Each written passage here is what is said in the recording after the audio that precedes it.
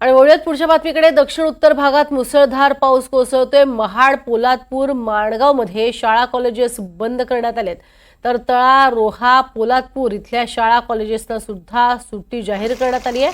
अंबा, सावित्री या नद्या तसंच पाताळगंगानं सुद्धा इशारा पातळी ओलांडली आहे।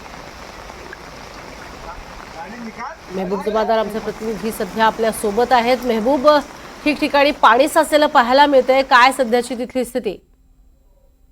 काल दिवसभर पूर्ण रायगडमध्ये रिमझिम स्वरूपाचा पाऊस होता। काही भागात जोरात पाऊस होता, तर आज रात्रभर संपूर्ण रायगड जिल्ह्यामध्ये जोरदार अतिवृष्टी झालेली आहे। जोरदार पाऊस पडलेला आहे। त्यामुळे प्रशासनाने दक्षिण भागातल्या जे तालुके आहेत, महाड, पोलादपूर, माणगाव, तळा, रोहा व सुधागड या तालुक्यांना सुट्टी दिलेली आहे। तसंच या तालुक्यातील ज्या नद्या आहेत, अंबा, कुंडलिका व सावित्री यांनी काहींनी इशारा पातळी गाठली, काहींनी धोका पातळी ओलांडली, तर उत्तर भागातील पाताळगंगा नदीनेही इशारा पातळी गाठली आहे व उत्तर भागातही जोरदार पाऊस पहाटे म्हणजे रात्रीपासून रात्री 3च्या नंतर जोरदार पाऊस उत्तर भागात पाहायला भेटत आहे। या ठिकाणीही उत्तर भागातील खालापूर तालुका शिक्षण प्रसारक मंडळानेही त्यांच्या भरपूर शाळा आहेत, भरपूर महाविद्यालय त्यांनी सुट्टी जाहीर केलेली आहे।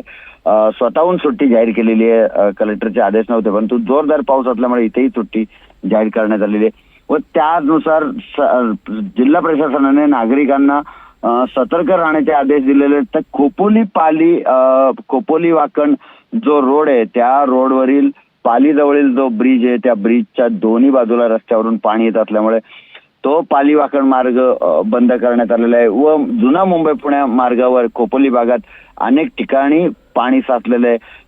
घाटमाथ्यावर हा 300 म्हणजे जो लोणावळ्याचा भाग आहे, घाटमाथा आहे, इथे 300 मिलीमीटर पाऊस झालेला आहे व खोपोली, खालापूर, उत्तर रायगडमध्ये जवळजवळ 200 मिलीमीटरच्या वरती पाऊस पहाटेपर्यंत नोंद करण्यात आलेली आहे। त्यामुळे जिल्हा प्रशासनाने नागरिकांना सतर्क राहण्याचे आदेश दिलेले आहेत।